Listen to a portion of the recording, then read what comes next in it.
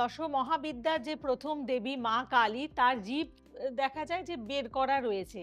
তাহলে মা কালীর এই জীব বের করা রয়েছে কেন? এটা কি তার রাগের চিহ্ন নাকি অন্য কিছু? মা কালীর জিভ বের করা দেখে অনেকে ভয় পান, ভাবেন মা রুদ্র মূর্তিতে আছেন, কিন্তু আসল গল্পটা অসাধারণ সুন্দর।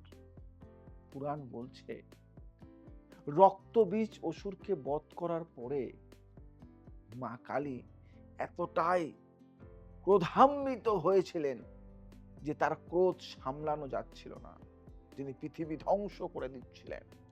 তখন মহাদেব এলেন, মায়ের সামনে শুয়ে পড়লেন। মা প্রথমে বুঝতে পারেননি, পা দিয়ে ফেললেন শিবের বুকে। তারপর বুঝলেন স্বামীর বুকে পা দিয়েছেন। লজ্জায় জিভ কামড়ে ধরলেন, লজ্জায় জিভ কামড়ে ধরলেন।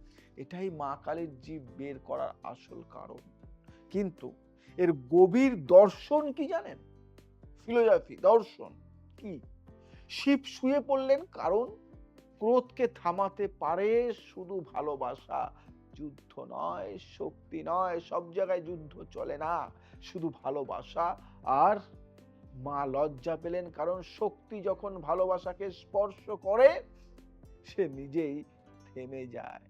এটা হিন্দু ধর্মের সবচেয়ে গভীর দর্শন।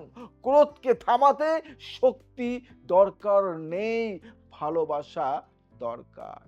আর আধুনিক মনোবিজ্ঞানও বলছে রাগ কমে ভালোবাসার স্পর্শে, যুদ্ধে নয়।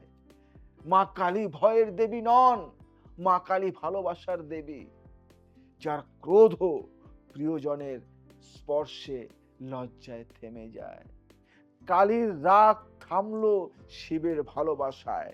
শক্তিও নত হয় প্রেমের কাছে। যে বোঝে এই রহস্য সে জানে রাগ যেতে না, ভালোবাসা যেতে।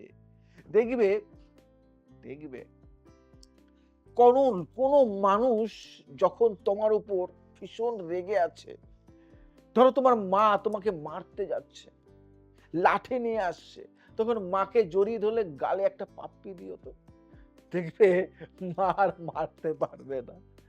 কারণ রাগের কাছে ভালোবাসা কেমন যেন অন্য হয়ে যায়। এটা দেখবে ব্যাখ্যা করে। বা তোমার কোনো কাছের মানুষটি তোমার সাথে ঝগড়া করছে, তোমার বউ তোমার সাথে ঝগড়া করছে, তুমি তাকে জড়িয়ে ধরে আলিঙ্গন করবে, দেখবে সে আর তোমাকে বকতে পারবে না। এই কিছু কিছু জিনিস আছে, এগুলো জানতে হবে। সব জিনিস সবাই জানে না।